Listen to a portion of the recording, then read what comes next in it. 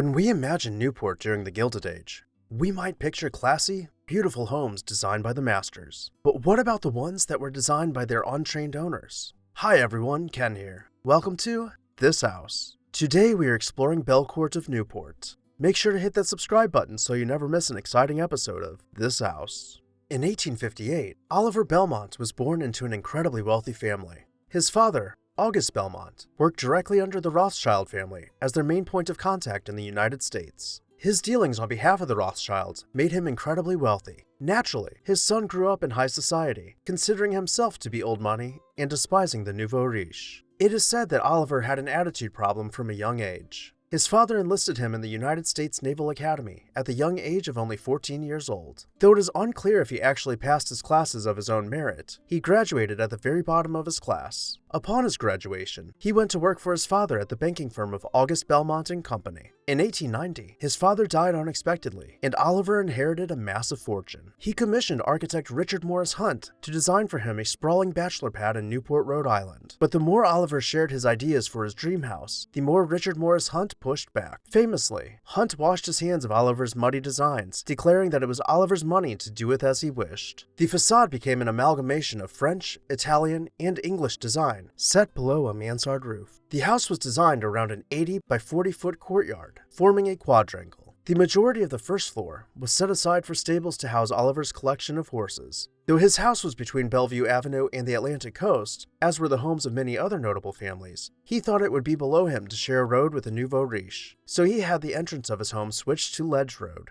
The estate, which was inhabited only 8 weeks out of the year, required a permanent staff of 30 people. Oliver was known for underpaying his staff and stifling money from their pay, so it was no surprise that within 1 year of the mansion's completion, Oliver was mugged and hospitalized for an entire year. When he returned to see his mansion for the first time, he met Alva Vanderbilt, the recently divorced ex-wife of William K. Vanderbilt. Oliver and Alva married in 1896, but Alva demanded that Belcourt be updated to her standards. She brought in antique French paneling for her boudoir and nixed the carriage room in favor of a banquet hall so the couple could formally entertain together. The house boasted lavish rooms, such as the Gothic ballroom with pointed arches barreling towards the ceiling, with cast iron light fixtures suspended from their ribbing. Stained glass windows stood well above the human scale, with the Belmont coat of arms shining through in blood red.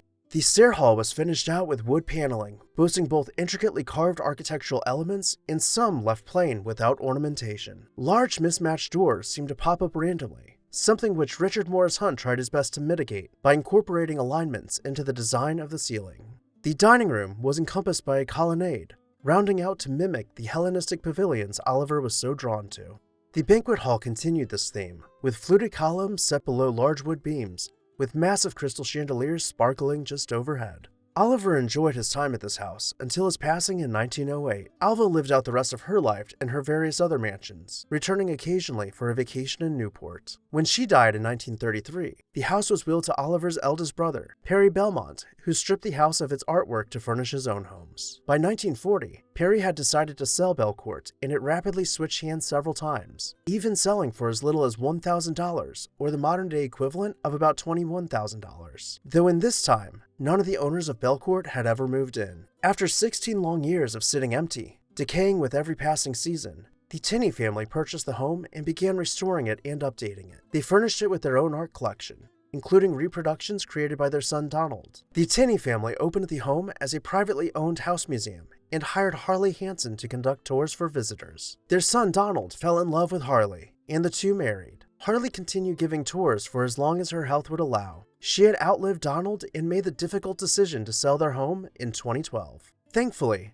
a buyer considerate of the mansion's history was found. Since 2014, it has been reopened as a privately owned house museum and can be toured by the public. Which room was your favorite? Let me know down below in the comment section. And while you're there, make sure to hit that subscribe button so you never miss an exciting episode of This House. I would also like to take a moment to say a special thank you to our This House supporters whose names you can see on screen right now. If you would like to see your name on this screen, please consider joining our membership program today. I'll see you next time on This House.